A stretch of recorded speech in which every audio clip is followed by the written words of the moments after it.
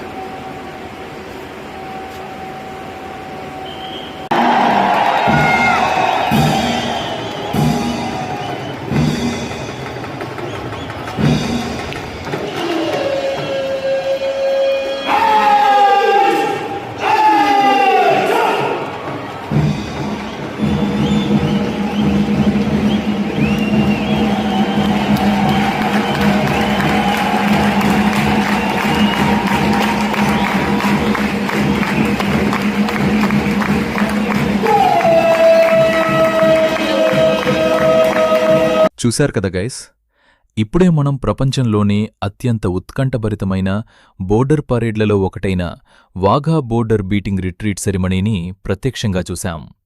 ఈ వీడియో మీకు నచ్చి ఉంటే తప్పకుండా లైక్ చేయండి, మీ ఫ్రెండ్స్తో షేర్ చేయండి. ఇలాంటి ట్రావెల్ వ్లాగ్స్, ఆసక్తికరమైన ఫ్యాక్ట్స్, కొత్త కొత్త వీడియోల కోసం మా ఛానల్ను సబ్స్క్రైబ్ చేసి పక్కనే ఉన్న బెల్ ఐకాన్ కూడా ప్రెస్ చేయండి.